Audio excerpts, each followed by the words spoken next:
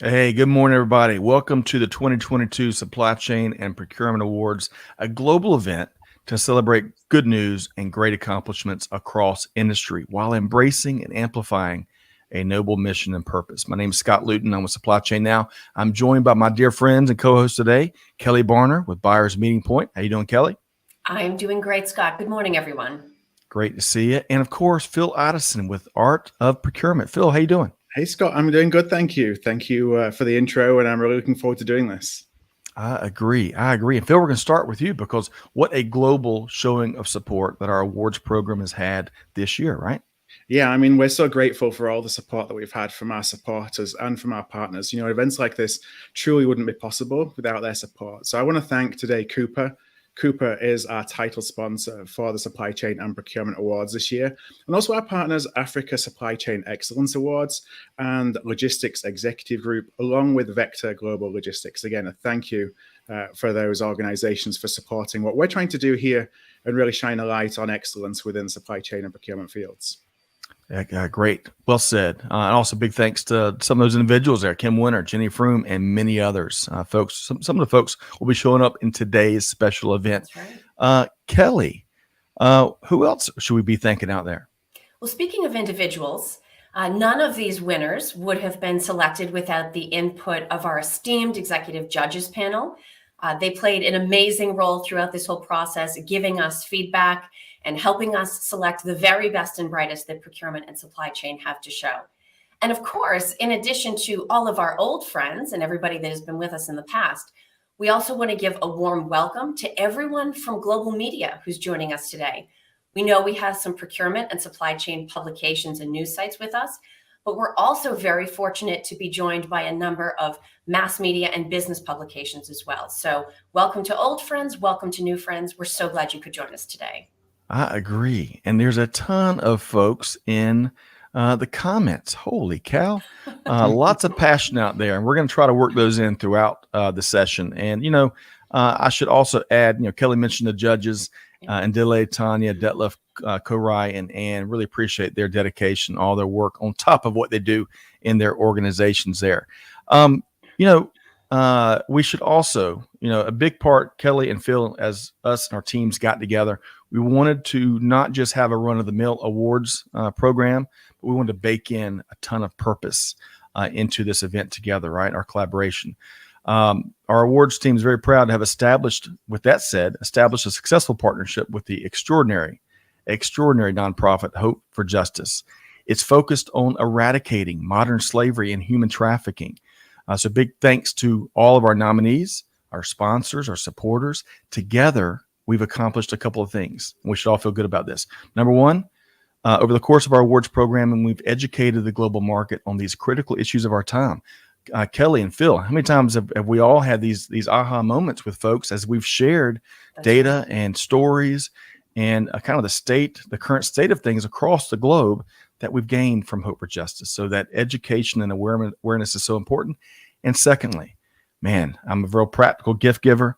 I love that we've collectively, with all these folks, this ecosystem, we've raised over $13,000 so far that we're going to be donating to Hope for Justice to support their programming. But folks, there's a bigger opportunity here. During today's live stream, we want to make a bigger impact, and we need your help. So if you're in a position to do so, let's get that total donation over $15,000. So we have a special donation link. I think we're going to be dropping that in the comments. Jenny Froome is asking about Scott Luton's tuxedo. Jenny, it's been a long time since I broke out a tuxedo. I tried, Jenny. But hey, use this special donation link. If you're in position, whether it's $5 or $50 or $500, doesn't matter. But let's continue to work together here now to make this donation to help support Hope for Justice's nonprofit programming.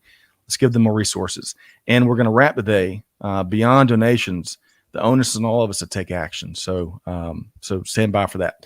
But hey, in advance, we're really excited about revealing our award winners. This is probably Phil and Kelly been about 8 months. 8 months of hard work and elbow grease and blood, sweat, tears, slacks, emails, you name it.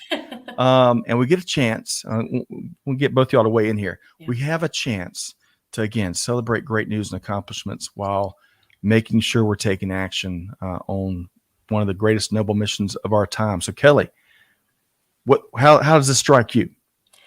So certainly it's been amazing. The three organizations here having the opportunity to work together to do work that we know is truly important. But I also want to just say that we have an amazing professional community as well. And every single nominee, every single award selection, everybody deserves recognition today. Agreed. And Phil? Yeah, we were blown away by the quality of the nominations and the volume of nominations, frankly. And that made the judges' job a little bit harder than probably they thought when they signed up to really judge some of the submissions that we got. But every single one of those submissions helped Hope for Justice as well. That's just truly important. And that mission, you talked about taking action, Scott. What's really important to us as supply chain and procurement professionals is how can we take action in the world? Some of the things we see going on, we feel like, we see them, we hear about them, and we think that maybe they're too far away or we're too distanced, or we as an individual, maybe we can't make such an impact, but we can. And we can through supporting organizations like Hope for Justice. So that was truly important as we built that into our program. So well said. Thank you, Kelly and Phil. And hey, we're a couple minutes ahead of schedule. So I'm going to act on that, and we're going to move right into our first award. So let's get the party started and dive into some incredible accomplishments, some great news. And Kelly, where are we beginning? Well, this is incredibly exciting, Scott and Phil and everyone who has joined us. I have the honor of presenting the very first 2022 Supply Chain and Procurement Award. It is for a sustainable future, building a sustainable future. Now, this award, very much like the supply chain that we're all a part of, recognizes the fact that we need to be truly intermodal good stewards, right? Good stewards of the air, of the ocean, and of the land that we all share. But we didn't just want feel good. Everyone that was nominated for this award had to be able to demonstrate measurable sustainability impact. We want meaningful, lasting change. And so it is my honor to announce that the recipient of the award for building a sustainable future is Inmar. Now, they are being recognized partially because of their efficiency in transportation and reverse logistics.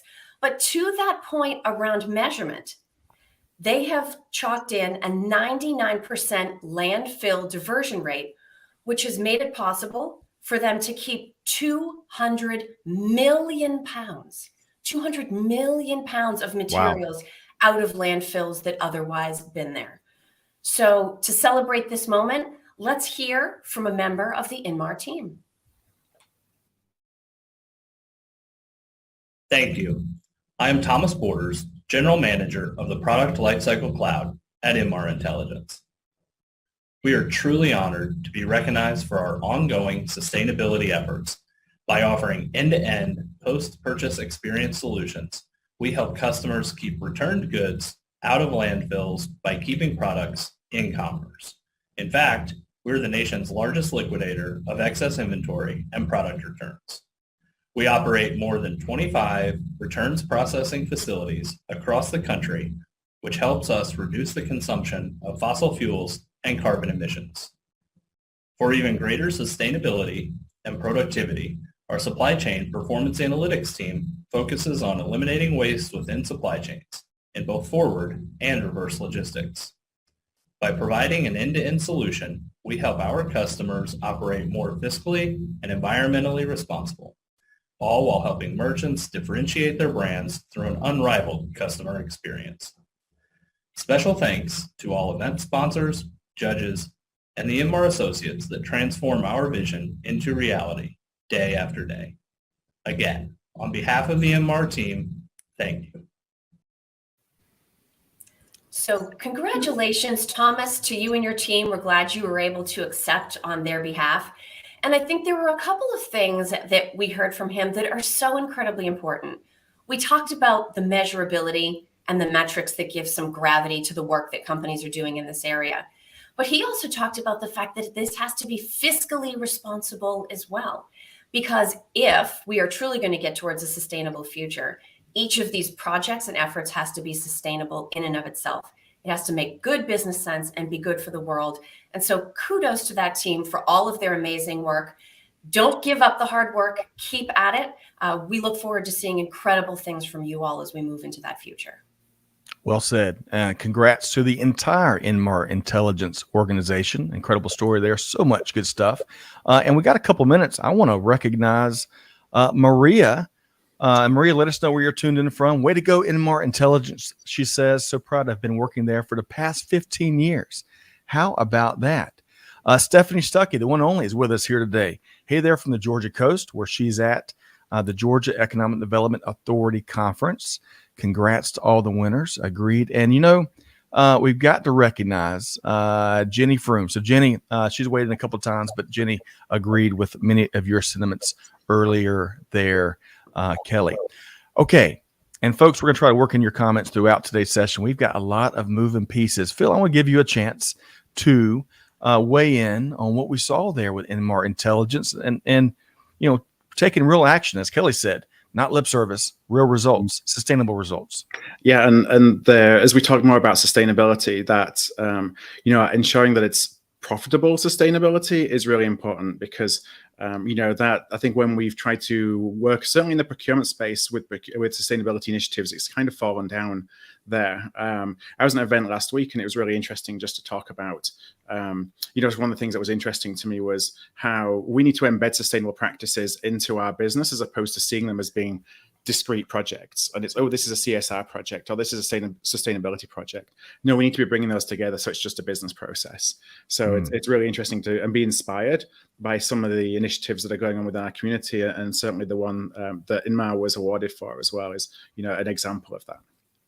Excellent. Well said, Phil. And it was good to be with you for a portion of last week for sure. Hey, Tony Shirota is with us here today, and he says, proud to say that Inmar is a leading member of the Reverse Logistics Association. And he mentioned reverse logistics, as Tony has said countless times here.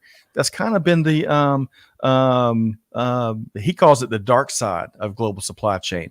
And, we've got to lift it up and we got to make a lot more folks aware of all the good work that folks in that reverse side are doing. Let's see here. I also wanted to share Maria is located in the Winston-Salem, North Carolina, which is home of the Inmar corporate offices.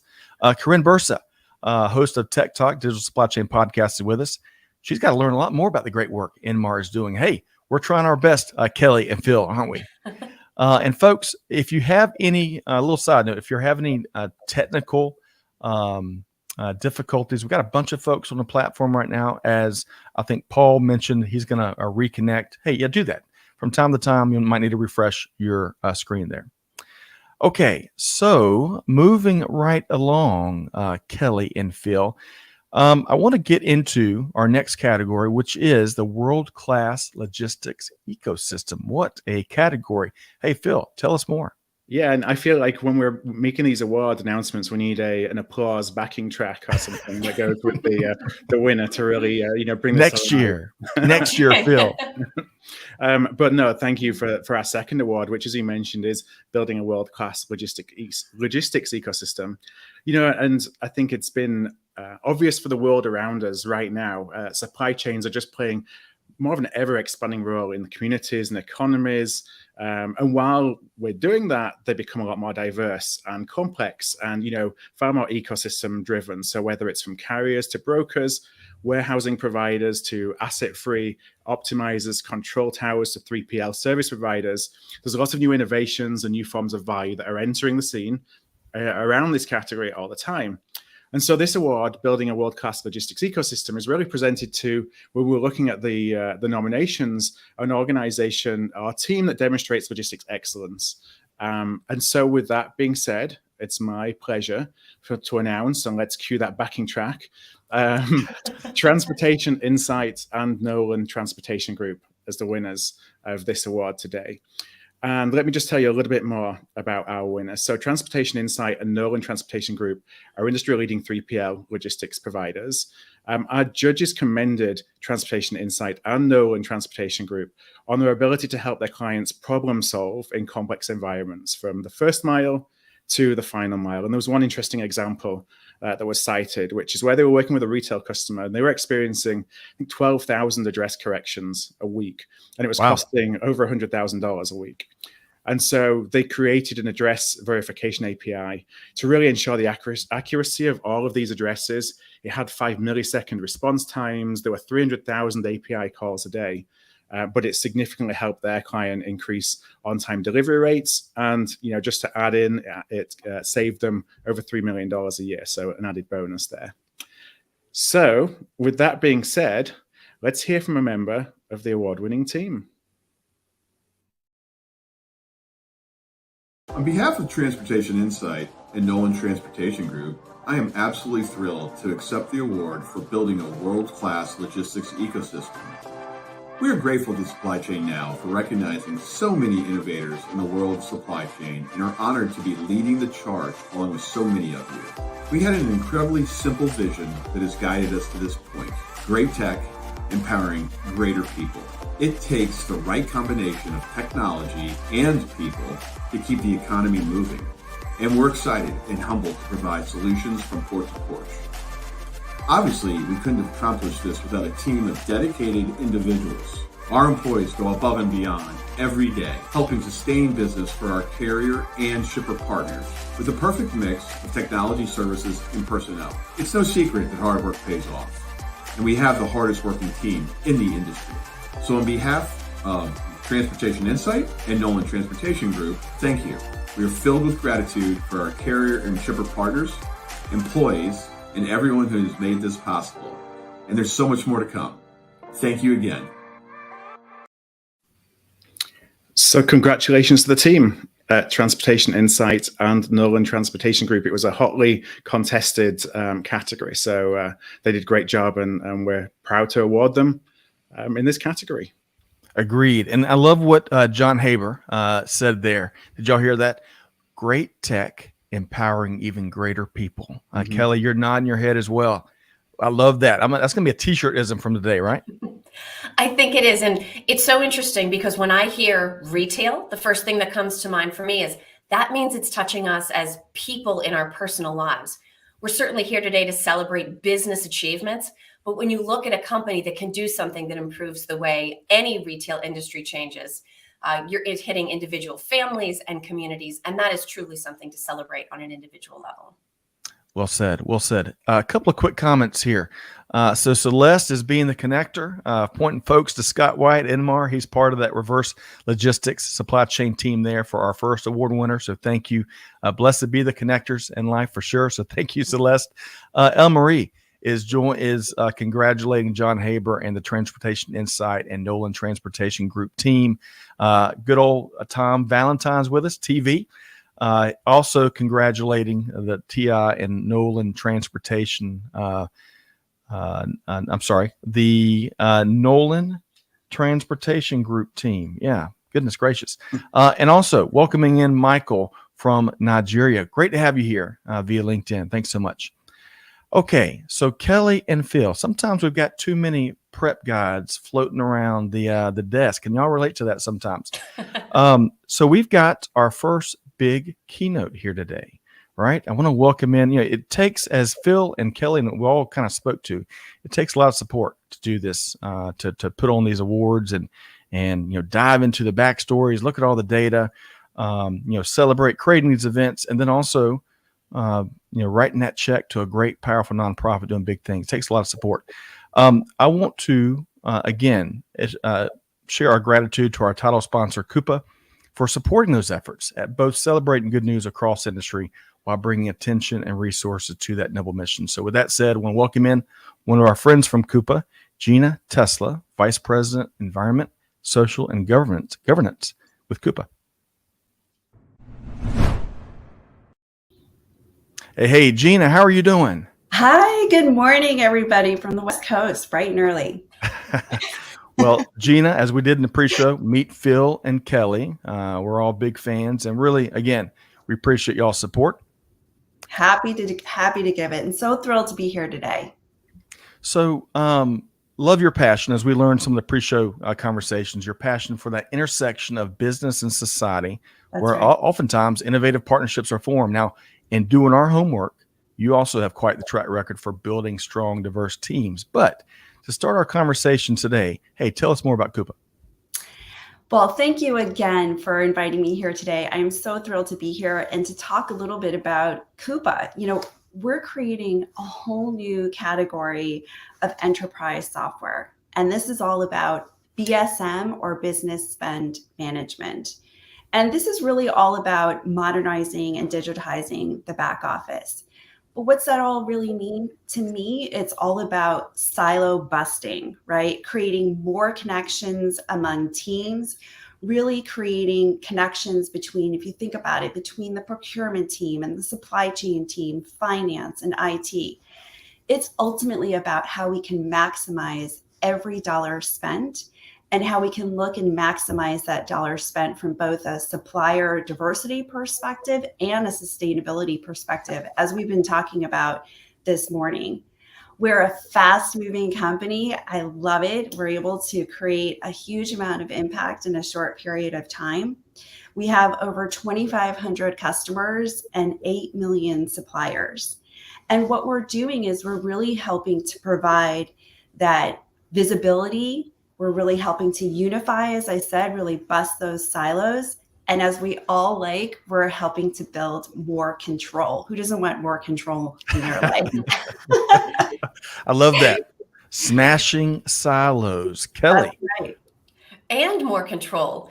So, Gina, we all want more of that. Can you tell us a little bit about how you and the rest of the Coupa team are helping Coupa's customers deal with the increases in supply chain risk?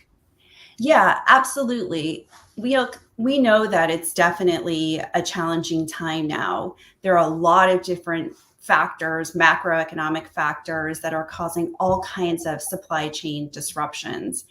Being able to have that visibility and to also create more resilient supply chains is really critical. So we're really able to help through supply chain modeling, for example, to help you see all different kinds of scenarios and to put them into place in a much shorter period of time. That means that you can adjust, you can be more agile, which is another thing that we all need, right? We're no longer in a period of time when we can just sort of plan out and sort of be able, we have to expect the unexpected, right? Yes. And we have to be able to kind of filter in all different kinds of variables and then see how that affects the supply chain. So that's something that we're able to do with our business spend management and with our supply chain modeling. That really helps from also providing, tailored risk assessments. So we can also look from a compliance perspective and see where there might be potential risk on the horizon and then readjust.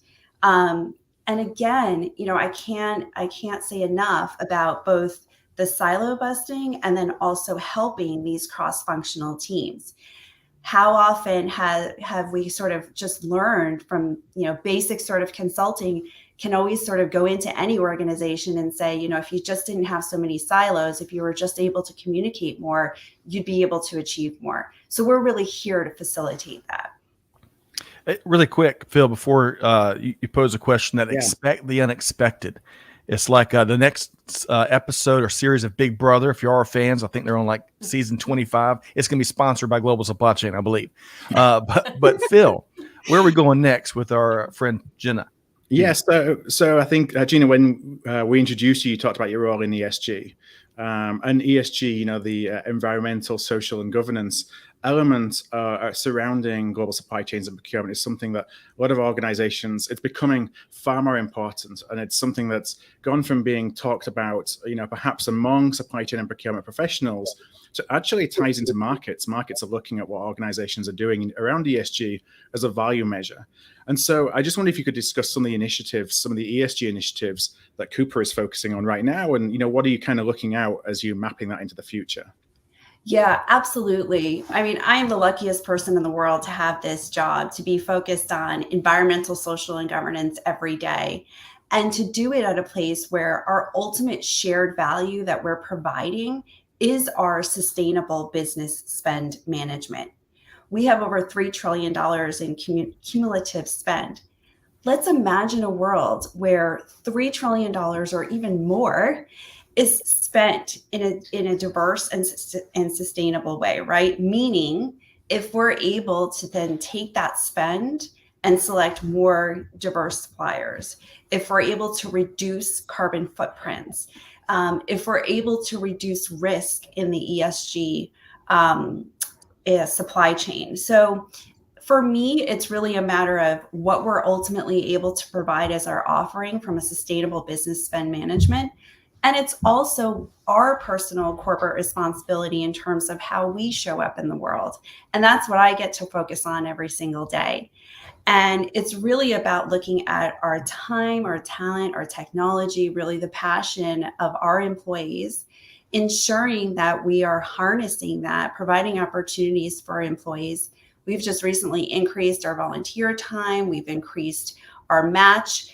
So we've given 150% more volunteer time. We've doubled our match. Wow. We have launched a new strategic pro bono program because we really want to contribute, again, that time, that talent, and then technology. And most importantly, in partnership with others. You know, the kind of problems and opportunities that we're looking at are not the kind that can be solved by any one entity. And so it's really important that we're doing this work in partnership with others. And so you're going to see a lot more of that from us.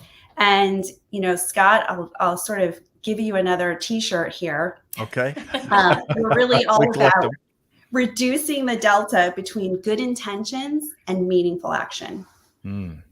That is purpose is going to be a big part of the theme here, and purpose walks hand in hand for many leaders with real action. And I love that sentiment there, Gina. That's an important delta to go smashing, whether it's silos or deltas. We got our work cut out for us, don't we, Gina? Absolutely. You know, sorry, Scott, I just want to good. jump in with one thing, because I think it's really important, is how, you know, we can't do this alone. And so, you know, I'm sure that you're seeing as well, like there's industries that are coming together to solve problems on an industry-wide level, where historically those companies may look at each other as competitors, but are actually realizing we've actually got to solve this together, and it's going to benefit all of us, as opposed to trying to do this on an individual company by company basis. Yes. Well said, Phil. And along those lines, before we ask Gina for a resource where folks can get more information, I think we're already dropping that in the comments. Kelly, a quick thought from you on the message that Gina is sharing here today and some of the really cool things that Coupa's up to. Absolutely. It's really about scale. You know, for so long, procurement has measured our impact, measured our charge in terms of dollars and individual suppliers. But if we can make a change, $1, one supplier, one relationship, one employee volunteer day at a time, the total scalable impact is incredible. So Gina, please send our thanks and gratitude to the rest of your team, and keep up the good work. My pleasure. Thank you so much. Well said. Hey, Gina, before you take off, I should add, you know, it's a great example of giving the people what they want, because not only do the markets and consumers want a lot of what you've shared and what Phil and Kelly are talking to, and what some of the other companies are going to be speaking to here today, but our employees, our team members, they want more meaningful work where they're making that impact. So I love that on a variety of levels. All right. So Gina, I think folks, we've got a link and we've already dropped that comments. Where would you direct folks to go to learn more? Yeah, I think you've got that, to coupa.com/sustainability. We are getting ready to issue our second ESG report, so keep an eye out for that in the next month or so, and we'll just keep rolling and giving you the good impact and information. Keep the good stuff coming, the real results coming. So I really appreciate what you're doing. And again, on behalf of our entire team, we appreciate Coupa's support as we look to make an impact collectively here across the globe and with our friends from Hope for Justice. So we've been talking. Thanks again to Gina Tesla, Vice President, Environment, Social, and Governance with Coupa.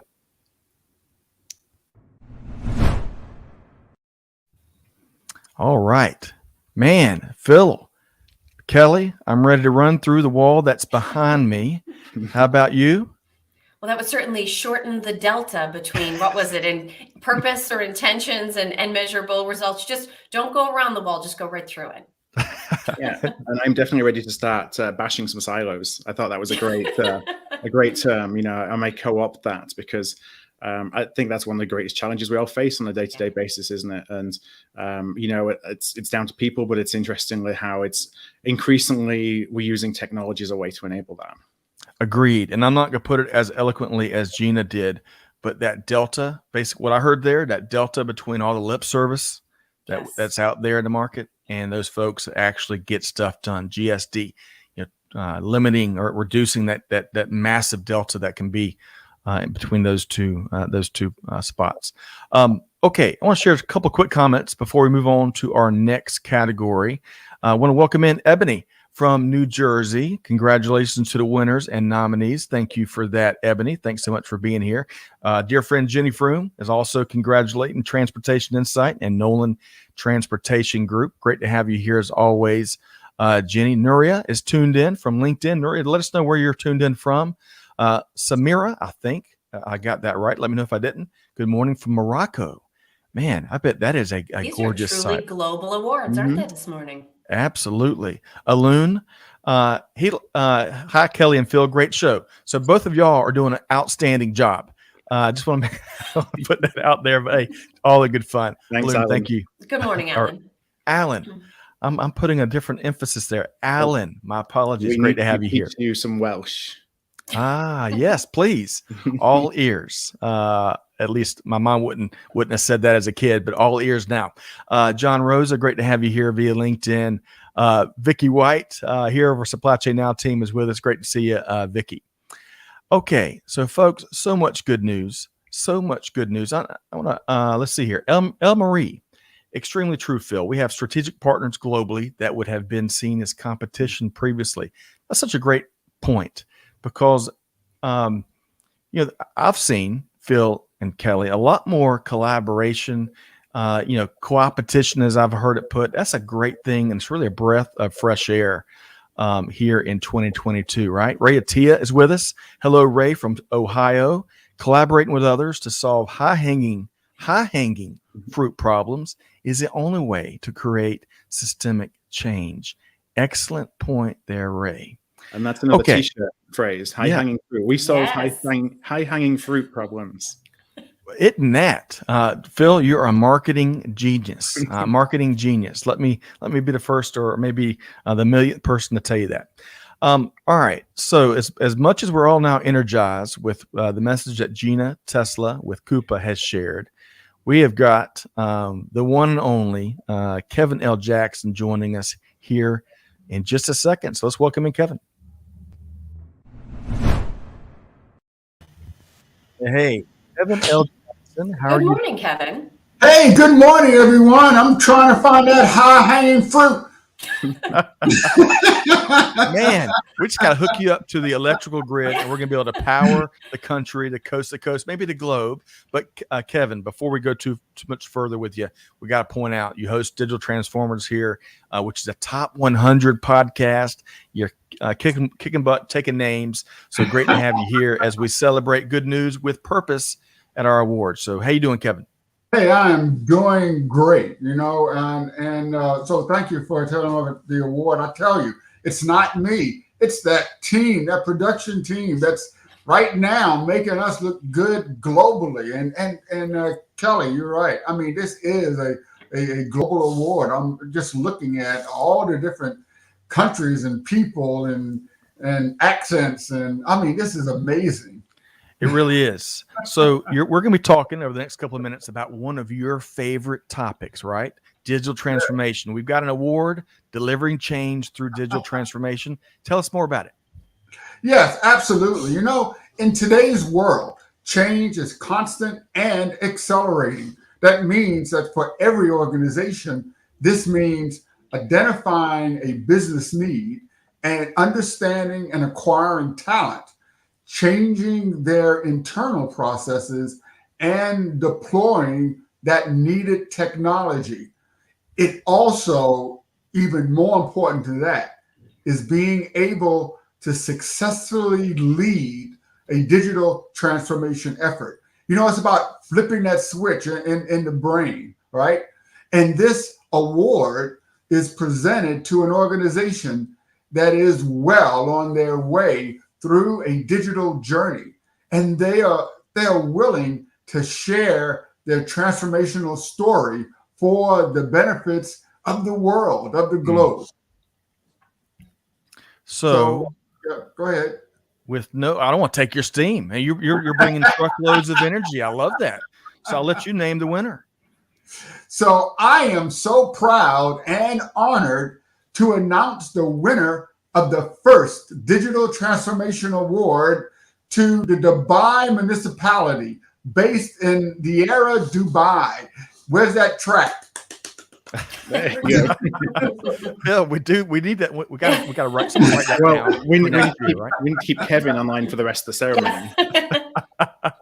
That is correct. Well, congratulations. We've got a few snapshots of some of the team there with Dubai Municipality.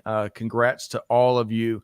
And Kevin, this is the path forward, right? I mean, digital transformation. I want to say, yeah, absolutely. So Dubai Municipality is the body with jurisdiction over the entire city of Dubai. They're responsible for city services and the upkeep of facilities across the Emirate of Dubai. The area itself is located in the eastern part of the city, and it's one of the major districts. I would call it used to be what you would call downtown in the United States, right? It was the center of the city, and it was where all of the major financial and trade activities occurred for the Emirate. It is world famous for the traditional Arab souks or the marketplaces for gold, spices, and perfumes.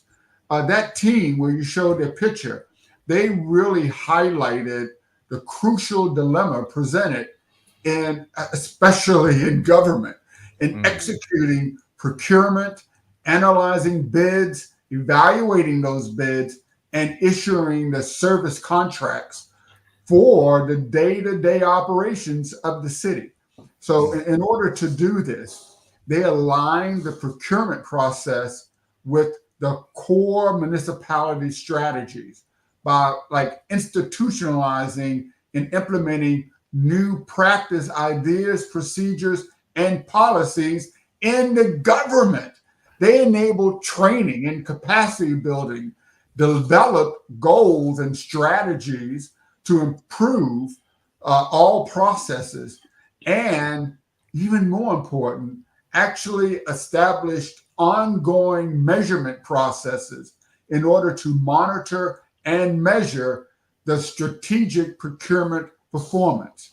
This actually delivered real results. The suppliers across the city increased by a factor of 5. Wow. The business unit satisfaction raised from 61% to 94%, while employee productivity was increased by 290%. They actually, now get this, they actually have a quote, smart decision process in their system, and it achieved an 86% correct decisions without human intervention, all autonomously.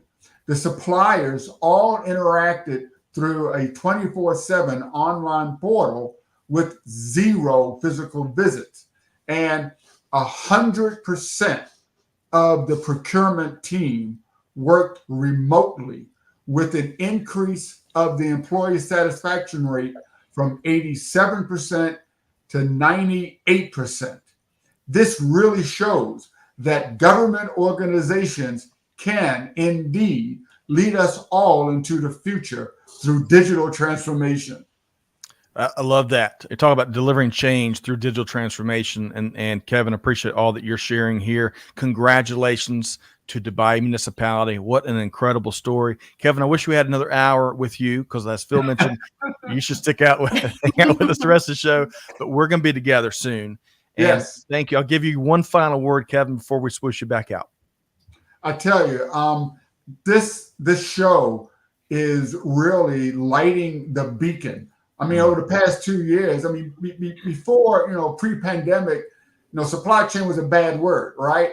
Then we learned how important and critical it is to every business process. And this award these awards is making it obvious. So Agree with you. congratulations, Kelly and Scott and Philip and Cooper for making this a reality. Thank you so much, Kevin. I wish we had 50 minutes with you here today, but we'll be back with you soon. Kevin L. Jackson, Digital Transformers. Make sure you connect with him. Thank you, Kevin. Thank you. Man, he brought it, and not only did he bring it as look, Kevin always does, but that story that what the team is doing in Dubai to drive change. And look, it's probably, I think I'm being fair, Kelly and Phil. We'll get to the next award in just a second. But driving change in government because of kind of the nature of it and the system and the policies and kind of legacy systems in some cases, it's got to be challenging globally. And they are not messing around in Dubai. So Kelly, really quick comment there. Anybody that thinks you can't innovate in the public sector, gauntlet officially thrown. T-shirt is in number 17. And Phil. No, the same. I think that it provides a good example where we may struggle in private enterprise sometimes in driving transformation. That if it can be done in the public space, it can certainly be done in the private space too. Well said. Hey, really quick. So Duria, this is a third iteration of this event here as we've gone global and we really embrace or really double down on the purpose related. Well, Duria helped make the first couple of Atlanta Focus Awards happen. And she says, always great to see this event and the winners never been more relevant. Duria, well said. And we look forward to catching back up with you again really soon. Okay. Kelly, we knew this was going to be fast moving. There's so many things I can't get to right now. A great quote from Fred, but we'll try to circle back to that. This is the next award. Where are we going next, Kelly? This next award is near and dear to my heart. Reimagining the power of procurement. We're so proud to have been able to bring supply chain and procurement together in this award ceremony. So this particular award, one of the things we talk about a lot at Art of Procurement is helping people imagine the art of the possible through procurement. And the recipient of this award not only had to imagine it, they had to do it. They had to take action. And we specifically had asked for evidence of an extraordinary ability to innovate and drive growth above and beyond sort of what we consider the table stakes capabilities of procurement, savings, supplier management, and meeting stakeholder needs. And so without any further ado, I am very proud to announce that the recipient of the 2022 Reimagining the Power of Procurement Award is T-Mobile. And they were selected, get ready, Scott, new t-shirtism, for rejecting the status quo. And part of how they did that was they helped their entire company hit renewables targets while also helping T-Mobile's enormous consumer base spread throughout the country save money on their electrical bills. So huge kudos to the T-Mobile team. And let's actually take a moment to celebrate this accomplishment with a member of their team. Hi, I'm Chad Wilkerson, the Director of Sustainability and Infrastructure Sourcing here at T-Mobile. I'm so honored to accept the Supply Chain and Procurement Award on behalf of my Energy and Sustainability team. The category for which they're being recognized, Reimagining the Power of Procurement, really couldn't be more perfect, since that's what our procurement teams do every day. It's exactly that kind of creativity and empowerment that inspired the team to help T-Mobile become the first and only U.S. wireless communications company to be 100% sourced for electricity using clean, green, renewable energy. One more way we're changing wireless for good. To reach and maintain our ambitious 100% renewables target, we follow an all-of-the-above approach when it comes to our suite of solutions. In addition to power purchase agreements, the Energy and Sustainability team reimagined how community solar projects could contribute to our clean energy success, while at the same time, greening the grid for the communities we serve. Way to go, team, and thank you for this tremendous honor. Man, Kelly, I just got to latch on to one thing there, as Amy points out, changing wireless for good, That's good. Right. Kelly, and your with comment that there?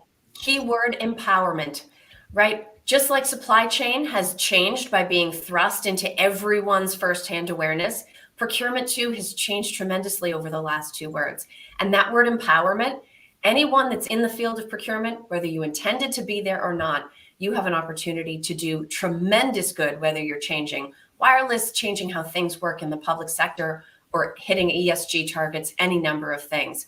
But congratulations to Chad and T-Mobile and the entire team for what they've achieved. Completely agree. Completely agree. But hey, here's more good news.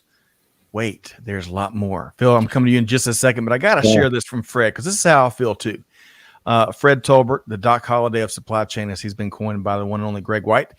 Fred says, hearing the stories of these winners tells me it's a great day to be in supply chain and procurement. I'll add that last part there. But really, we're one big global ecosystem. And Yes, Fred, we I are. can't agree with you more. So well said there. Okay, so Phil, let's talk about some trailblazers, huh?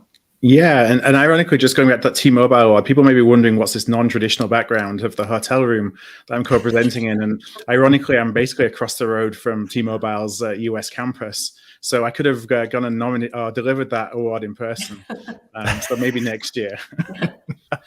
Well, I love how the team shots and the energy, and I'm seeing a lot of comments here. I wish I could hit all of them, including some team members. It looks, but moving right along to Trailblazers. I mean, I think Trailblazers is also going to be a big theme here today, right, Phil? Yeah, and so the next award is the Technology Trailblazer Award, and I'll just explain a little bit about what we're thinking of as we brought together this category. So really we think about the ability to digitally transform supply chain performance and the outcomes. Outcomes is really important, and it's something we talk about all the time at Art of Procurement. It determines, who are the people who are able to enable that for their clients, determines who's going to become a market leader and ultimately who's going to be a follower. And that digital business transformation comes from leveraging new technologies, new services to increase business value, to accelerate ROI, create sustainable paths forward. We've talked a lot about sustainability today. And so when we looked at this Technology Trailblazer Award, we actually invited nominations from both supply chain and procurement. And that's one of the themes of this awards program is not thinking about, it's funny, Gina talked about silos, not thinking about procurement as one separate entity and supply chain as another separate entity, because we are so interlinked. And so we wanted to invite nominations from both sides when we think about technology trailblazers. So let's go into the two awards. And I'm going to start with the Technology Trailblazer Award for supply chain. And the winner of the Technology Trailblazer Award for supply chain is Shipwell. So congratulations to the Shipwell team. I'll share a little bit about their nomination. So Shipwell is a cloud-based solution that's combining transportation management, visibility, and an integrated partner network into a single platform. And our judges were really impressed that Shipwell provides a truly end-to-end approach to helping shippers find the best available capacity to meet time and budget demands, to provide visibility into potential obstacles, which helps create shorter delivery times. And that's so important right now. Now, one of the examples that they gave was with their client, Marcus Technologies, who are a company that manages the transportation of highly perishable proteins. So they automated their entire freight quoting, their booking, and their tracking processes. That led to 16% shipping savings in the first 6 months. And I think what was really important to their client, Marcus Technologies, was enable those folks who are doing all that manual work to actually move on to higher value activities that Marcus Technologies cited as really being a driver of their scale. So congratulations, first of all, to the team at Shipwell for winning the Technology Trailblazer Award for supply chain. Congratulations to Shipwell. I gotta, before you move forward. Yeah. I think I referenced my mother earlier, and I'll be dadgum. Leah Luton is with us here today. Very proud of all the company, she says. Great job to our collective teams, and thankful for the donation to Hope for Justice. Thanks, Mom. I completely agree with you. Thank you, Scott's mom. Yeah, and no pressure, Scott, on doing the best job you can. That's right. That is right. But Shipwell, congratulations to all of their team, the organization, some of the results and beyond that field that you've shared with us. Kelly, quick comment before we move to the procurement technology trailblazer. Sure. I mean, again, we heard end to end, right? So we think about the fact that it's upstream supply chain, downstream supply chain, all of these different nodes and all of the connectivity that is required to achieve these things. It's truly amazing both how complex and how effective all of these systems are. Well said. Kelly, you and Phil are both robots here. Goodness gracious, you are right on time. But Phil, we got more good news. Tell us about the Technology Trailblazer for procurement. Yeah, and I want to say our timing is down to the team behind the scenes again, as Yes. the amount of preparation. I think that's something that often goes unseen by a lot of folks who engage and interact with some of these broadcasts, both whether it's audio or visual. There is so much that goes on behind the scenes. So kudos for everyone who's running the event and making us look good, where our job is really just to show up and have a conversation. Right. Well said. So let's move on to the Technology Trailblazer Award for Procurement. And it's with great pleasure that I announced the winner of this category as HICS. So HICS, let me just share a little bit about their nomination. So HICS is really on a mission to help companies manage all of their data about their suppliers, along with all the onboarding and offboarding of supplier data, all in one place. And that's a huge problem in procurement. In their winning submission, HICS partnered with BAE Systems to integrate all the business records from over 50,000 suppliers across 13 different business units. And each one of these business units all had their own ERP systems, which certainly complicated the effort, and bring all that into a single source of truth. So once onboarded, they have the 50,000 suppliers onboarded. Now they're able to go and automate the process of getting all the certifications and compliance documents around those suppliers, which is really a heavily manual process in a typical organization. So in doing so, they helped BAE Systems deliver a 5-year business case in just 6 months. So congratulations to HICS for their award-winning submission, and let's hear from a member of their team.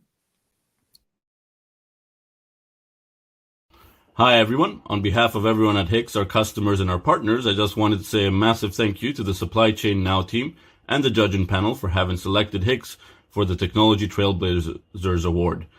It's been really exciting to see how in the last 12 to 18 months, organizations are really prioritizing supplier experience and leveraging technologies such as HICS to set up their suppliers for success. So once again, on behalf of the entire HICS team and our customers, we want to say a big thank you for selecting us, and here's to making it for a better supplier experience. Thank you.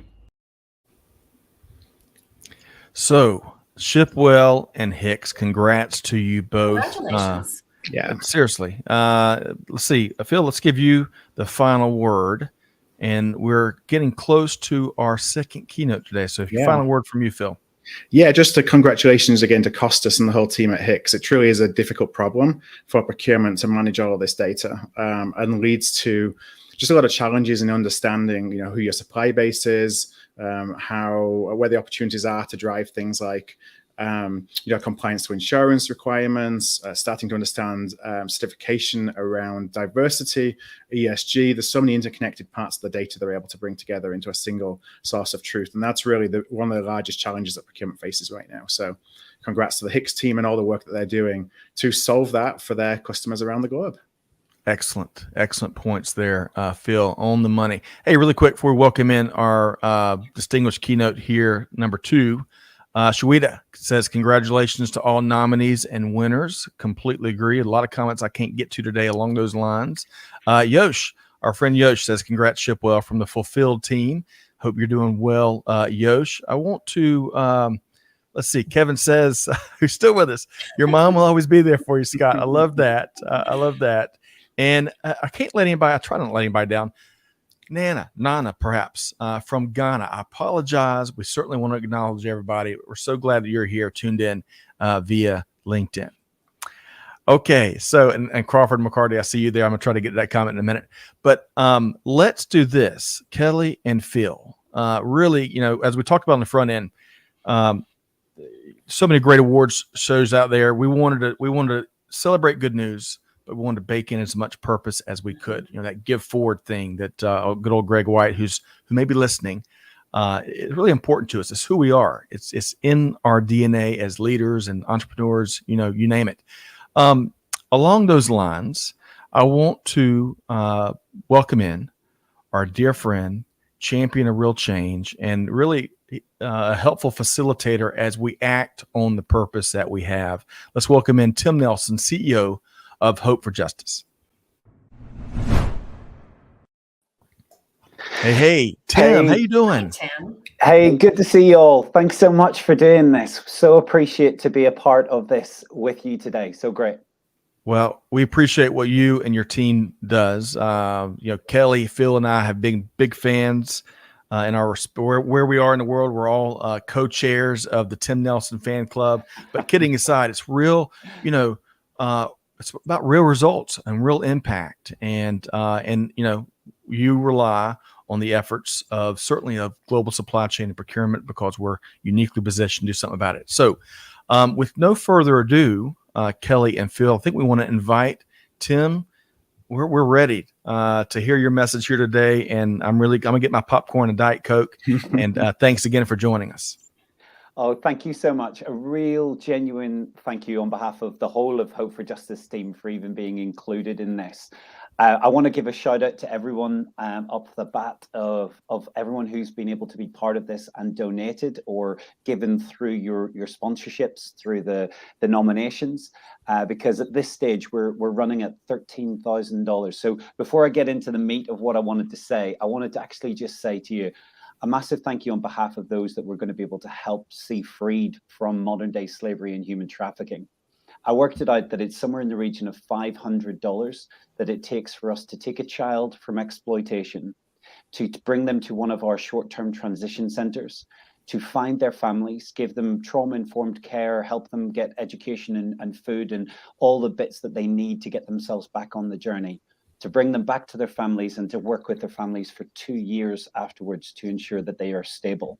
But because of the donations so far on this, that's 26 children whose lives are forever going to be changed. And wow. On behalf of them, they're not going to get the opportunity to say thank you to each of you personally and the way that you've championed this, but I want to say a massive thank you up front. Thank you so much, Tim. Phil, Kelly, really quick comment. Yeah, for me, it gives me goosebumps, kind of thinking about the impact that we can have. And hopefully with the community today who've already supported from so much, we can continue that. We can meet our $15,000 goal that we have at the end of the event, and help some more children, kind of get themselves free from the circumstances that they find themselves in and set them on a new path. Absolutely. And Tim, I've had the opportunity to speak with you and interview you in the past. I have a sense of the treat that our audience today is in store for. So if you've joined us to listen in and watch, turn up the volume and focus, shut all your other devices out for the next bit of time, because your educational journey is about to reach a new level. I couldn't have said it any better. Thank you, Kelly. And let's welcome in Tim Nelson.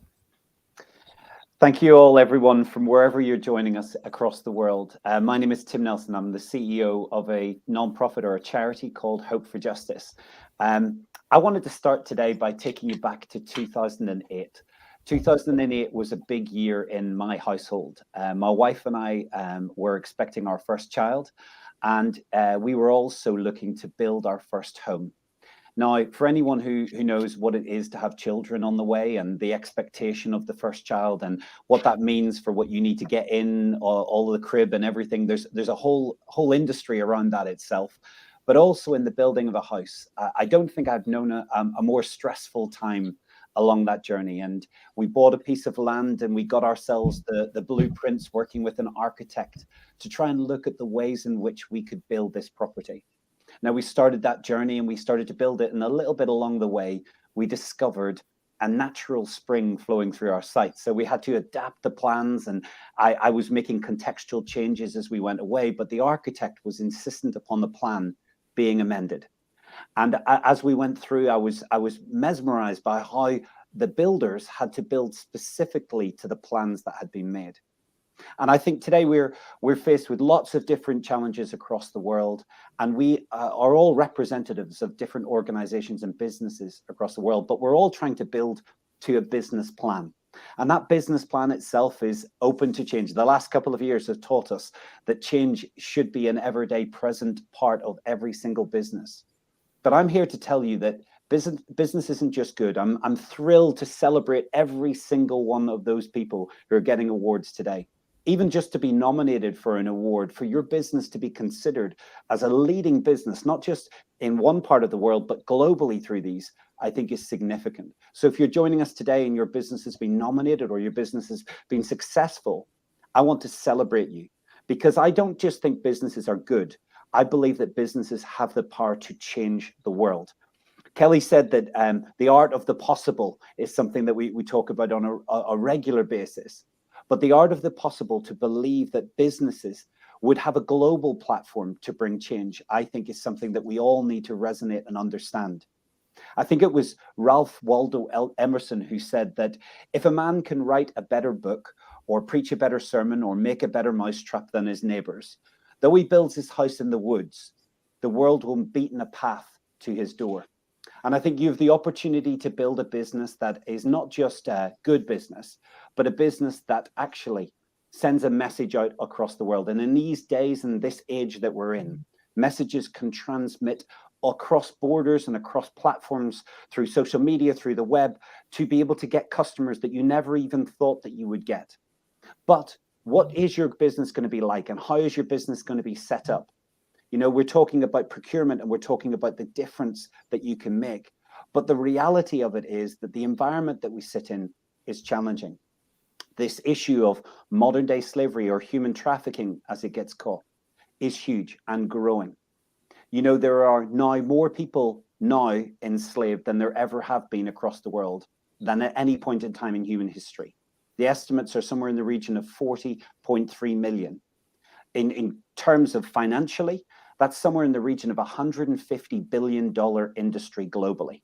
It's absolutely staggering.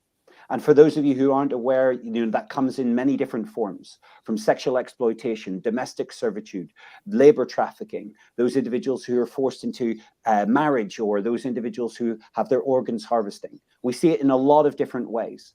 But for today, I want to focus on labor trafficking, because at Hope for Justice, we have a thought through professional approach to this. And we don't just want to try and make sure that we do a good situation, you know, that as a nonprofit, we provide care and support. That's always good.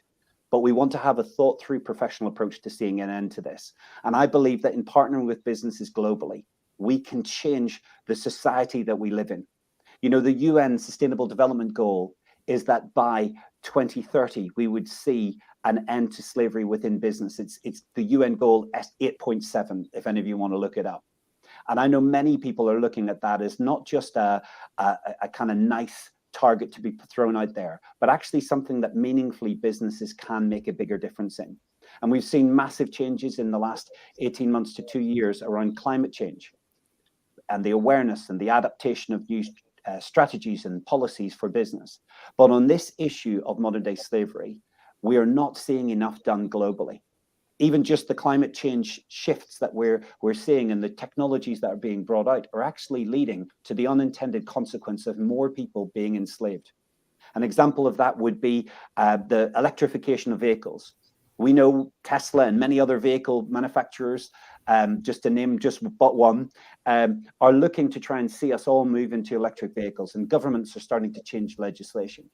But just for the UK and Europe alone, the need for cobalt within the batteries that are needed for electric vehicles will need to grow to 30 times production.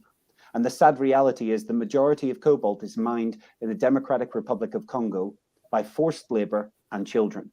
So as a result of wanting to have electric vehicles and living in a clean, green world, we're going to see more people enslaved on the process. And I think it's not right on our time and our watch to do nothing. We actually have to sit up and take notice of this. And we as business leaders need to lead our people in a way that we can be part of the solution to ending this. And I'm an eternal optimist to believe that we can live in a world free from slavery, because we can all make decisions. It's not the chances we take, but the choices we make that determine our destiny. And I think for me and for my team, we now are operating across 8 countries, and we're seeing significant change being brought. We're seeing legislation move out like a tidal wave.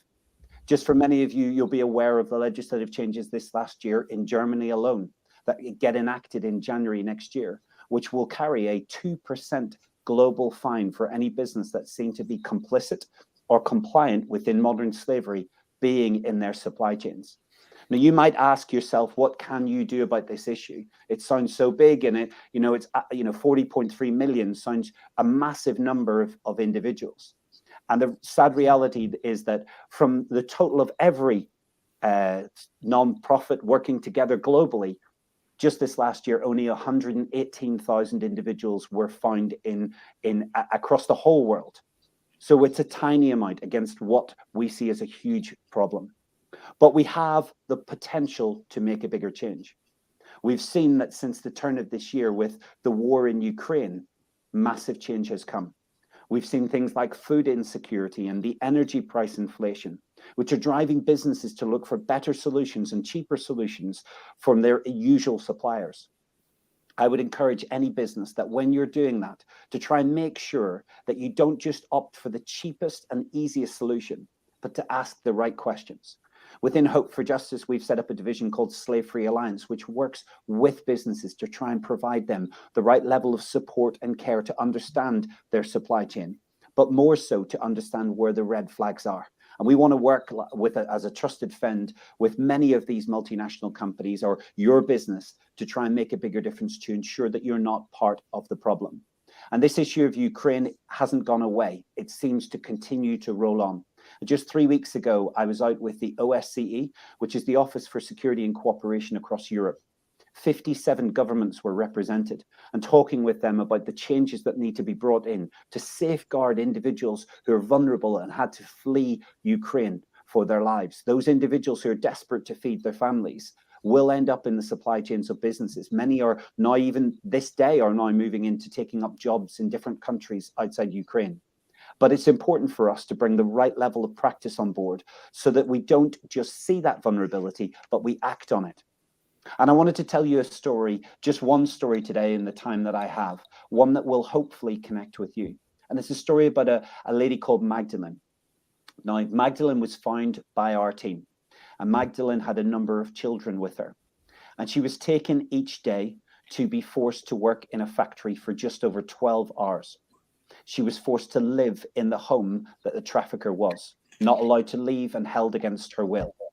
The children and Magdalene would only eat with scraps that came off the table of the trafficker themselves. Now, our team got intelligence about that, and we employ an amazing team that can be able to find victims and be able to bring them to a position of freedom. And our team heard about this issue. We sent team to be able to see that person rescued and the trafficker held accountable. When we arrived, one of the children was just a baby. And because Magdalene was so malnourished from just eating scraps, the sad reality was that the baby was emaciated, really, really skinny, really skinny, in a way that you shouldn't ever see. Now, our team, after seeing them rescued, had the opportunity to go back and meet with the family some months down the line once they're in a position of safety. And when we came in, we were delighted to see the children who had been literally their heads down, looking at the floor, not doing anything when we found them. To see them running around free and running around happy and smiley just brought joy to our team. But the one thing that really resonated with me was hearing about this baby that was emaciated to actually having big, full, chubby cheeks. And I think every single person across the globe they deserve to have freedom, but they deserve to live to the fullness and the potential that they've been given. And I encourage every single business that we can do better, we can do more. This isn't just a problem in the Far East or in China or wherever you might have put in your mind as being an issue. This is a problem in Europe. This is a problem in the US. This is a problem in South America. This is a problem across the globe. We estimate somewhere nearly 70% of all businesses globally will have some form of modern day slavery within their supply chain. The question is, are you prepared to look, and what will you do when you find it? I really value Scott and the entire team from Supply Chain Now for championing this as an issue. I love these awards because they speak of the leadership that businesses are taking across the globe within supply chain. I encourage every single person that is on here, every single person that might hear this later if you're watching it online, to start asking questions, not just of the company you work for, but of the companies that are within the supply chain.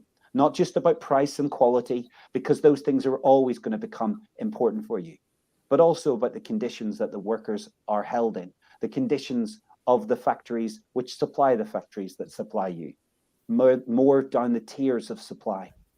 You know, we have a massive challenge and a massive problem to try and work through.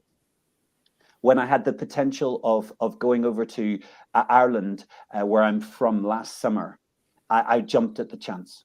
And I got the opportunity to be taken to a place called Clifton House, a home that I'd not heard of before. This is in Belfast city centre, and it was formed off the back of wealthy industrialists in Belfast who wanted to take care of the needs of children that were literally starving.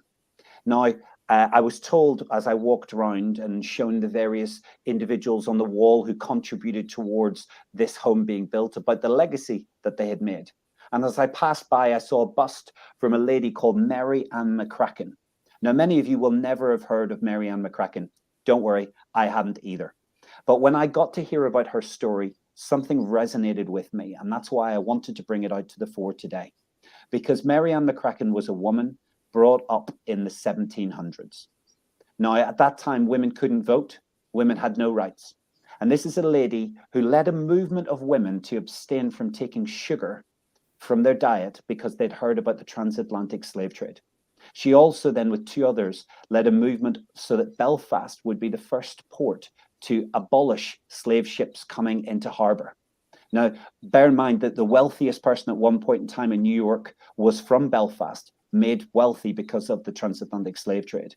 And in her last 3 years of her life, she would literally stand on the dockside, rugby tackling individuals after Abraham Lincoln had passed the Abolition Act to ensure that they'd been to their congressman when they got to America to ensure that that act had been enacted in the state that they were going to.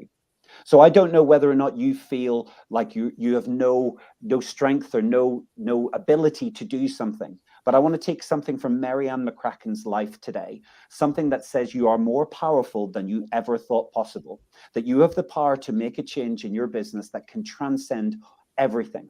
And we turn to those individuals, and I've said it before with Scott before, and who are faced with impossible, with the words of Muhammad Ali, who said that impossible is just a big word thrown around by small-minded men who find it easier to live in the world they've been given than the power they have to change it. That impossible is temporary, impossible is a dare. And today I dare you as a business to do something further than you are in your supply chain, to try and see an end to human trafficking and modern day slavery. I so want to thank everyone involved in these awards. And specifically, I want to thank Scott for your leadership and your passion in this issue. And I want to wish you the best for everyone who's been nominated, and thank every single person for all that you're doing on this issue and the amazing donation to Hope for Justice. Thank you so much. Wow. So Kelly, Phil, we can do better. We can do better, and we must do better. Tim brought a truckload of t-shirt isms that we all need to hear. Really, we need to hear. Kidding aside, I shouldn't use that word as often as I do, but we need to hear that. And, Kelly, I get you to respond quick while we have just another minute or two with Tim. When we first met Tim and heard, when you and I and Phil and Greg first met Tim and heard the data and heard the scope, our first thought was more folks, our industry, our colleagues, our ecosystem needs to hear this. Kelly, your response. My big response is Tim's absolutely right. Think about what you can do, but then think about what we can do. Because if we can get together in this award ceremony, right, virtually to pick winners and celebrate accomplishments and raise the money that we've raised, think about the difference that we can make when we turn that same attention and energy directly towards the problem of modern slavery and human trafficking. Well said. Phil? Yeah, I took a bunch of notes because it was very inspiring. So first of all, thank you very much, Tim. And one of the things that really stood out to me was, are you prepared to look, and what are you prepared to do about it?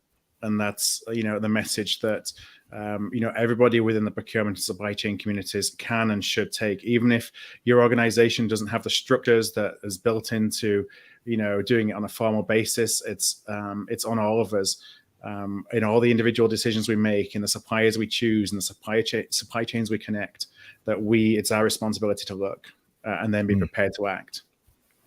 Well said, Phil. We can't be fearful of what we're going to find, and we can't be fearful of taking action if it means stepping on toes and putting our nose in upstream and downstream business is so important.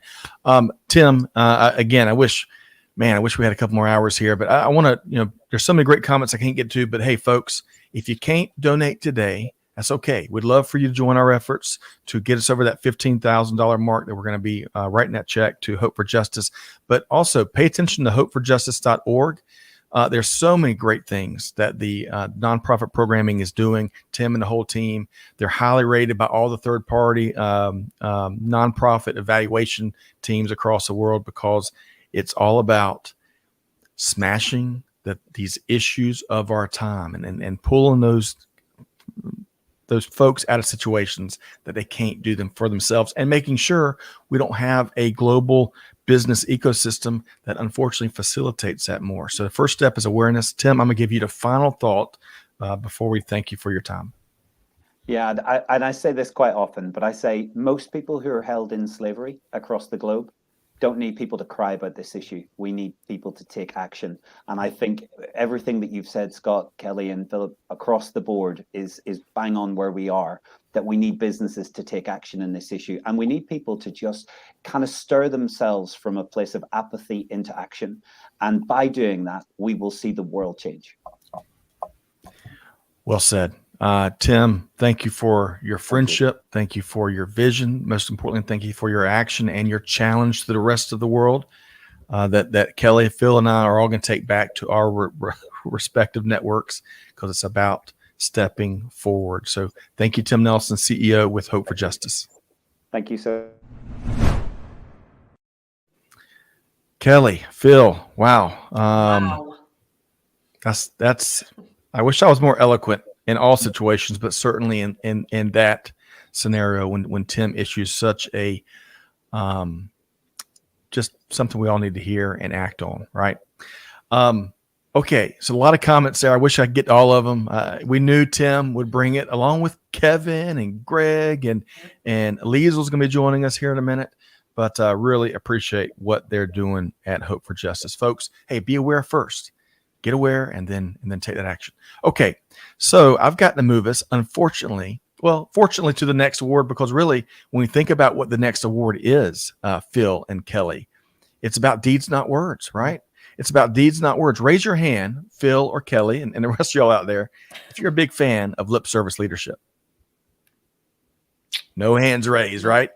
It's a bunch of hot air with no real results. And, we've heard some of that through a lot of we've heard some of that in terms of pointing to how dangerous that is from all of our speakers and from our panel here today. We all admire those that talk the talk, but then they walk the walk. Those leaders that do that while making a major impact. And all of that brings us to our next category here. Deeds, Not Words Leadership Award.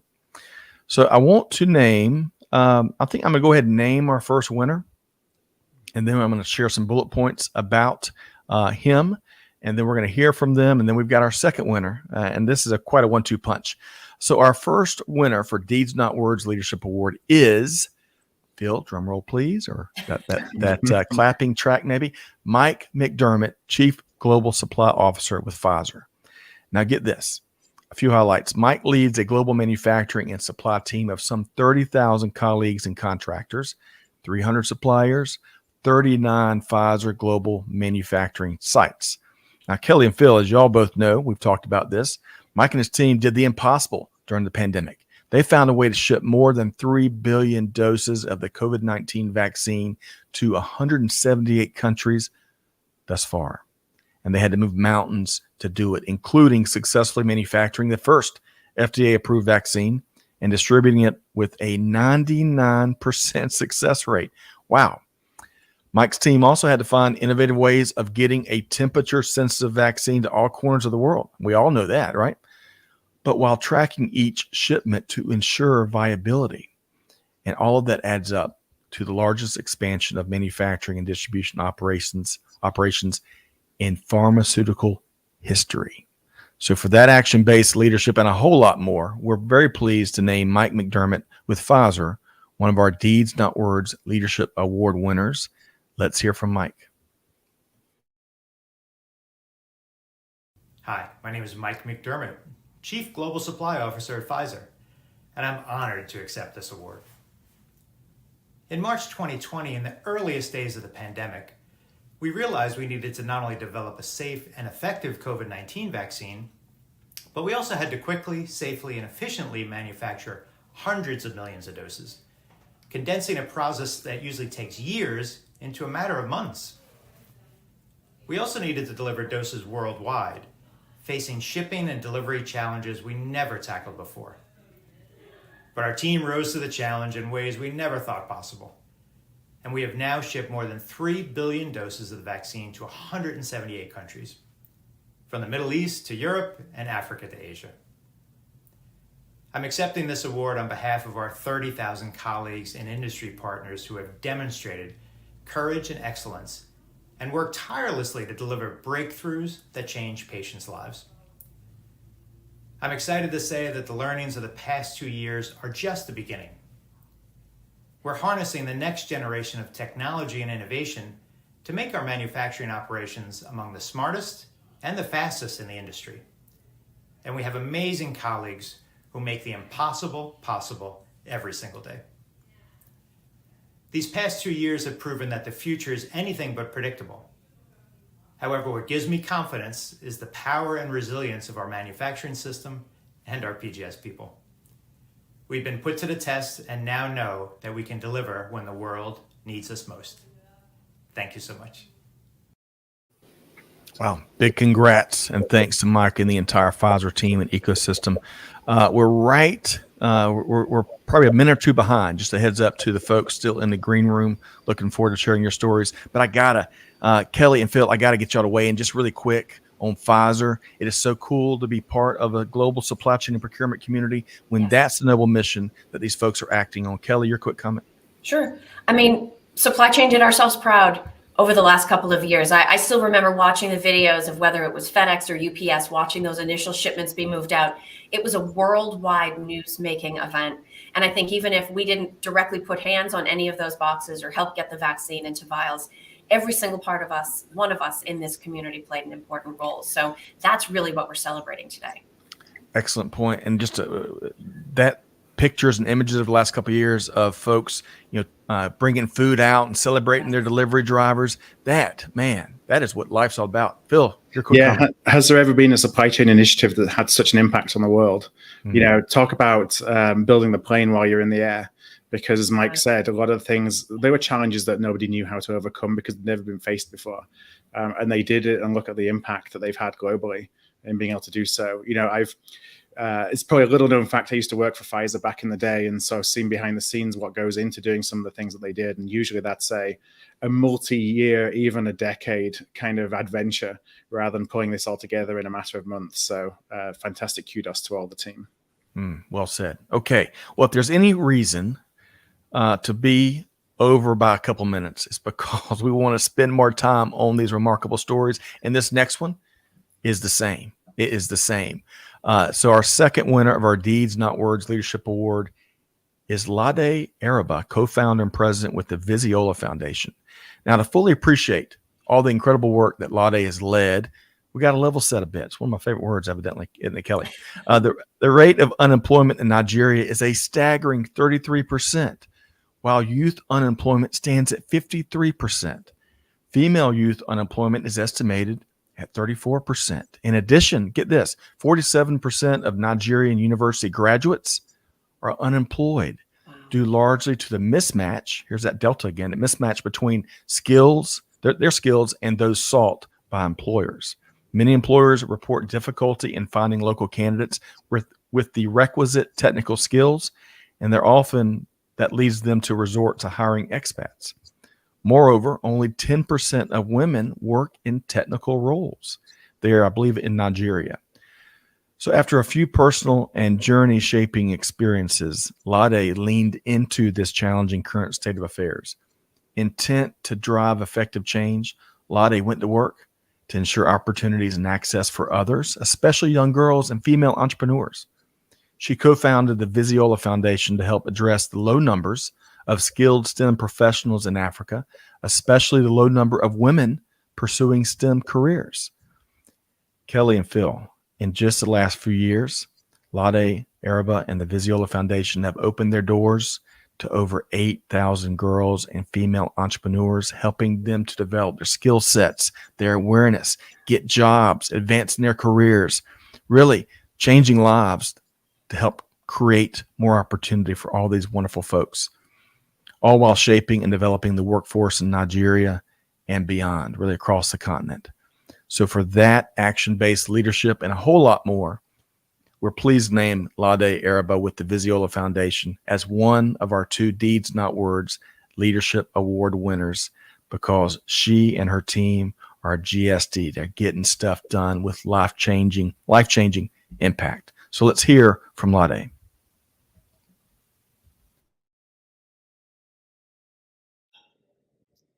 I would like to say a very big thank you to Supply Chain Now for this incredible honor of being recognized and receiving the Deeds Not Words Leadership Award.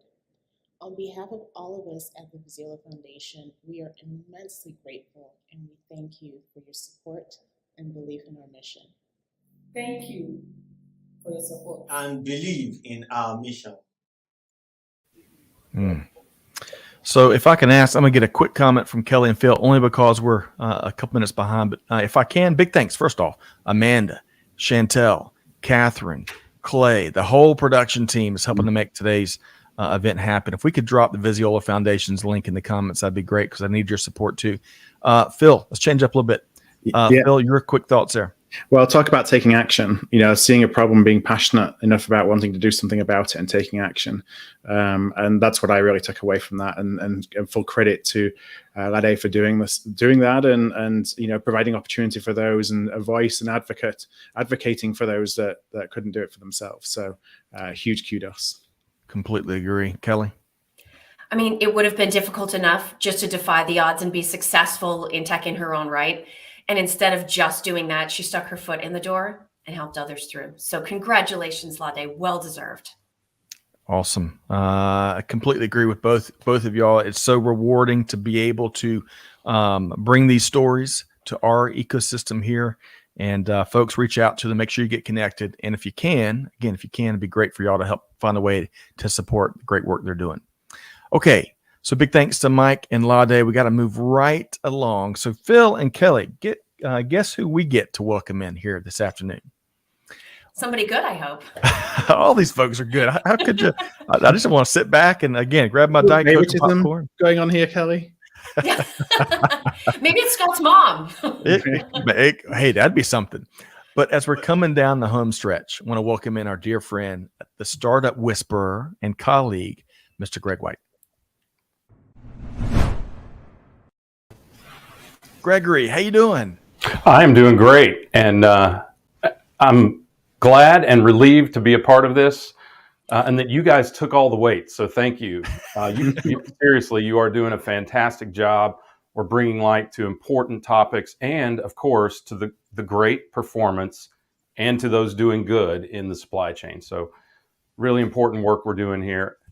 As Tim said, people don't need our tears; they need our action. So I think this is commendable by all of you to put all the work in to do this. And of course, to our incredible crack production team who has not missed a single beat. They sure hadn't. You're absolutely right. And I couldn't have, Phil and Kelly, I know this is so rewarding. So I appreciate what Greg shared there. 8 months of our own GSD, right? Trying to get stuff done. But Greg, moving right along, the Champions of Humanity Award, please share more. Yeah. So look, core values are critical to any company, of course, because they're part of such a large community, and especially now a global community. And often those core values are represented in what companies call giving back, right? All kinds of philanthropic and ethical and good deeds that they do by giving back from, as you say, Scott, what they have. I think what's so important about the Champions of Humanity Award is that it's recognition of companies that are giving forward, not an afterthought of giving, but a forethought, a core value of making their business a business that gives as part of what they do. Right up there with profit, giving is part of their principle. And I think it's important to acknowledge that, because it's an incredible shift of mindset, this notion of giving forward, right? Of making it part of your business, making it a core and in the forefront of your business. And it's very, very rare. But as we've talked about with other initiatives, it's incredibly attainable. And we're going to talk about who's done that and as an incredible example of that kind of doing good. So that brings us, man, so much goodness there. That brings us to naming the winner of the 2022 Champions of Humanity. And by the way, I see you, Allison Giddens, calling Greg White a suspect. I love that. I'll get to that later. But Greg, do tell. I'm on the edge of my chair.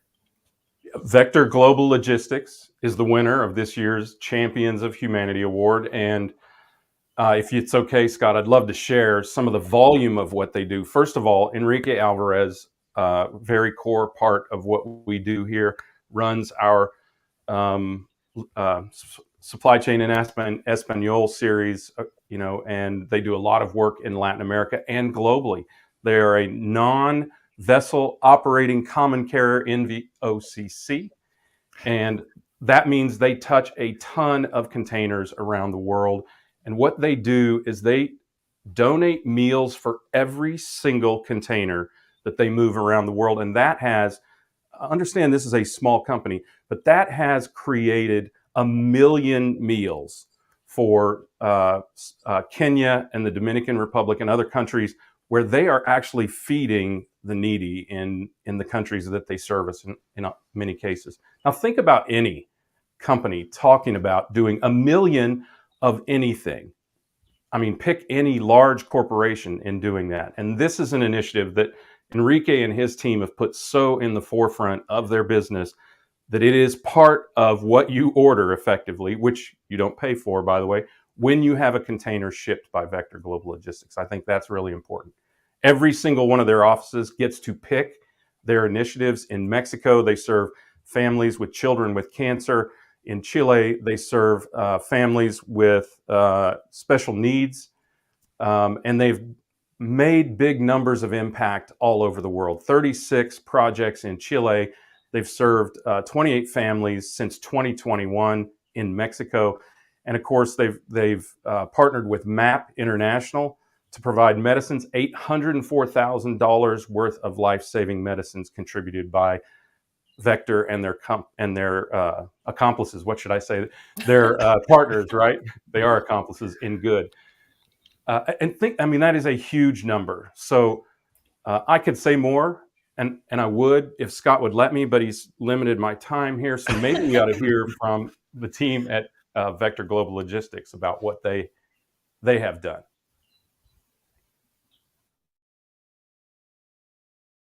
Hi, my name is Enrique Alvarez, and I work with Vector Global Logistics.